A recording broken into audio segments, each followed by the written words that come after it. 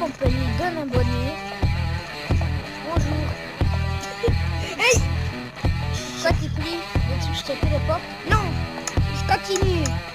Je vais te téléporter, ça va mieux. Regardez tous les effets que j'ai. Hey Chica! Non, ça c'est méchant.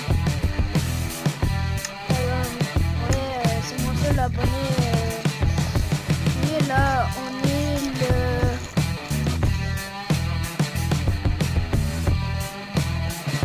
On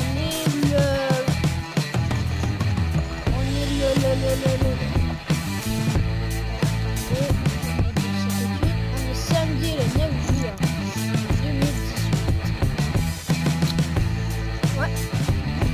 Et si vous voulez devenir avec moi sur tablette, cellulaire, etc.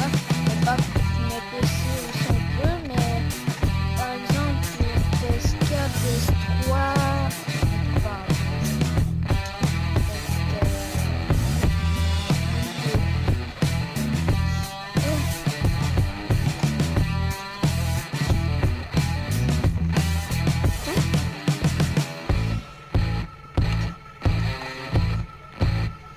savais-tu que Herobrine existait?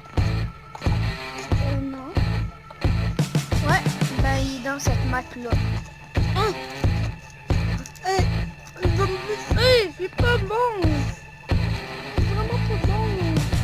Ah, je m'excuse, je vais aller essayer de le chasser. Et toi, reste ici. C'est la première journée que je vais faire.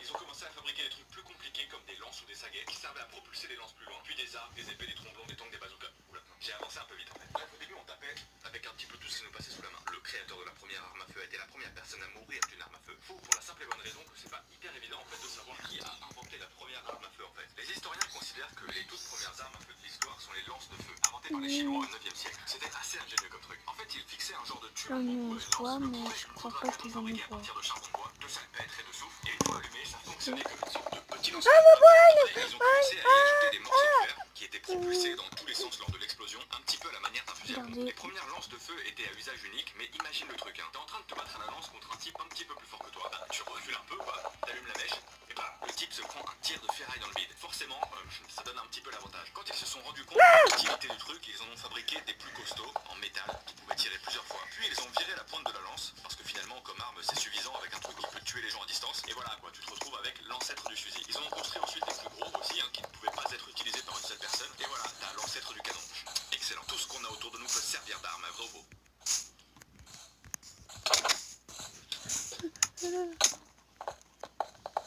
Bon les gars. Tu veux rester en vie. Quelle est la pire arme? Alors forcément, Vous voyez le gros qui court. Est-ce que je peux devenir ton ami? Non, je vais surtout te parler du Plunge and Drum. Pendant qu'ils préparaient le débarquement durant la Seconde Guerre mondiale, les Britanniques ont commencé à chercher des idées d'armes pour faciliter le truc, tu vois. Et c'est l'ingénieur Neville Shedd Norway qui a eu la fantastique idée de construire un genre de char blindé d'explosifs avec deux roues immenses de chaque côté. Un petit peu comme un TIE Fighter dans Star Wars. Tu vois, les immenses propulsés par des fusées. Le but du Plunge and Drum, c'était d'être lâché sur la plage au débarquement pour aller tout faire péter comme un espèce de robot kamikaze. L'idée semblait assez cool, enfin. C'est terrible, On va y du faire coup, ils ont décidé d'en fabriquer un pour faire des tests. Et encore mieux, de les Regardez. filmer. À chaque fois, ça a été l'échec. Quand le Plunge and Drum se cassait pas la gueule tout seul en plein milieu de la plage, il se retournait carrément tu l'es. revenir à l'envoyeur. Comme le truc restait totalement incontrôlable, même après plusieurs versions, le projet a été abandonné. Alors je sais pas si Mais- c'est la pire on part, mais continue. imagine la gueule du débarquement s'ils avaient décidé d'utiliser ce truc. Pas sûr que la guerre se serait terminée de la même manière. Là, si vous l'entendez, c'est pas de ma faute. Mais par exemple, Une bombe à hydrogène de plus de 50 là j'ai mégatonnes. enlevé le micro pour pas qu'il nous entende. Une mégatonne, c'est en fait la puissance d'1 million de tonnes de J'ai enlevé TNT. le micro pour pas qu'il nous entende, vu qu'on va le On troller. va prendre comme exemple le Fatman, qui est la bombe qui a été lâchée sur Bon, la pile japonaise Nagasaki en 1945. Eh bien, Fatman faisait l'équivalent de 21 000 tonnes de TNT, alors que la Tsar Bomba, du coup, c'est 50 millions de tonnes de TNT, ok? Elle est donc 2380 fois plus puissante que la bombe qui a détruit Nagasaki à la fin de la Seconde Guerre mondiale. Imagine ce que ça ferait si on décidait de la faire exploser. Attends, non, j'ai mieux, n'imagine pas, parce que les Russes l'ont testé pour de vrai, en fait. Oui, oui, le 30 octobre 1961 dans l'Arctique russe. Je te laisse apprécier les images. L'explosion a provoqué une boule de feu de 7 km de diamètre. Le champignon atomique a atteint l'altitude de 64 km. Carrément dans cette atmosphère. Et le sol au 0.0 de l'explosion a été complètement rasé. Elle ressemblait ensuite à une immense patinoire. La chaleur de l'explosion a été ressentie jusqu'à 300 km de distance. Et l'onde de choc a fait 3 fois le tour de la Terre avant de disparaître. C'est chaud. Et en plus, à l'origine, la bombe devait faire 100 mégatonnes, soit le double en fait. Mais Khrouchtchev, le dirigeant de l'URSS à l'époque, a décidé de diminuer sa puissance afin de, je cite, ne pas briser tous les miroirs de Moscou. Sympa, vraiment très sympa. N'empêche que cet essai a en partie permis de calmer les tensions durant la guerre froide. J'imagine que les Américains ont dû se faire Eh, ça va? il existe des armes qui n'ont aucune munition Oui, pareille, comme par exemple oui, hier j'ai vu un bourrin. Une chose qui m'a pas il tué. existe des armes utilisant l'énergie J'étais magnétique. presque pour me Même si ça fait un tuer. petit moment que des Attendez. recherches sont faites à ce sujet. Tiens, par T'as exemple, peu le fait un Nautilus, faux. canon magnétique, dont le premier brevet a quand même été déposé en 1900, il y a 117 ans. Cette toute première forme du canon magnétique permettait de propulser un projectile ferromagnétique dans un Ouais, électroaimant là, en c'est forme un de tube. gros, D'abord attiré gros vers le centre kikou. du canon, il suffit Bon, alors je le d'inverser remets le sens en du marche. courant pour Bon. repousser le projectile vers le reste du tube. Il était comment, Herobrine? Oh, il y avait des yeux blancs. Non, parle-moi pas de ça. Est-ce qu'il y avait une armure et tout? Oui, il y avait une armure. Il y avait quoi?